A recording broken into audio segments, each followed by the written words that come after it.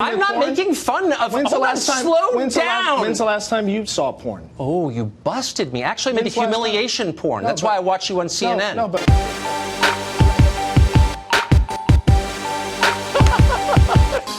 I could go on and on, but I'd like to get right to the point. Can I give you a hug? It's like the Albanian Parliament saluting Enver Hoxha. It's just, they're forcing people to say something stupid. Free expression is bigger than any one person or any organization. It is the very heart of this country. It's the foundation of all other freedoms. We really believe that. CNN and MSNBC do not believe that. I have asked you repeatedly. Let me ask you a question. Do you believe that people that view porn should watch your show? I'm not even sure what that question means. Why is she working in seedy strip clubs while you're on television wearing expensive suits? Why are you not exploiting her? Why is she doing that? Because she wants to, Tucker. And she wants to. This is America. This is America. And guess what? If a woman wants to perform in a strip club, she does so. But you're getting rich. Even though people, I'm not getting rich. Even though people like you. So if a cry closet is called for, how about like a petting zoo? Like a bunny stroking station. Is that too far? Or could you envision that? You know, it's the future. If people are comfortable and work better after being centered and calmer, then why not? Bring the bunnies in, yes. Let me just ask you a macro point, and we haven't talked about this. I don't want to shock you or anything, but like I thought the whole idea was to get people to come out of the closet. Using this is so coat hangers to have abortions, which is actually what's barbaric. Come on. I'm giving you time to make a real argument. I'm not arguing for the repeal of Roe v. Wade. I'm a very straightforward person. That is what you're essentially saying. Actually, no, that's not what I'm arguing.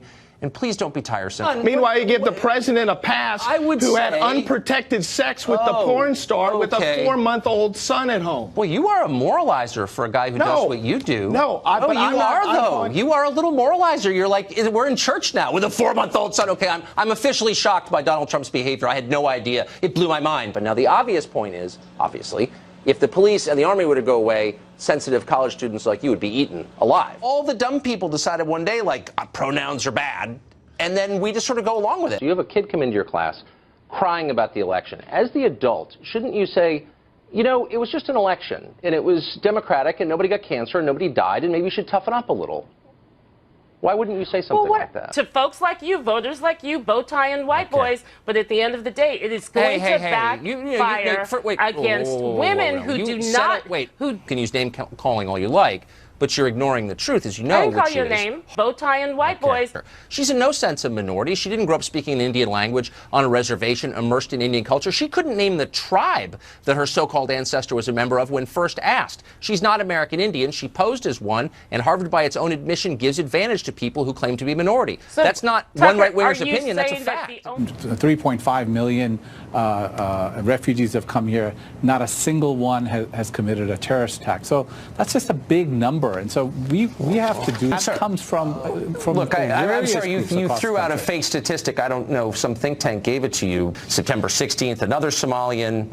Here's another Afghan, Somalian, Iraqi, Somalian, Iraq, Sudan, Iraq. I mean, this is all within the span of a year. People arrested for terror plotting. Look, I'm not impugning everyone from Somalia. I'm just saying this is real. The university, in practical terms, is not to foster the debate. It's to squelch it. And so people who disagree are crushed, and people who agree with the herd are elevated. I mean, is there really a debate? Do you know a single DePaul University professor who voted for Trump and said so out loud? Do you know one? You know what? I do not talk about my personal political leanings. The public, of course, would like their cake and eat it too, but you cannot have both of those. Before you continue to patronize the public, let me just make one thing really clear.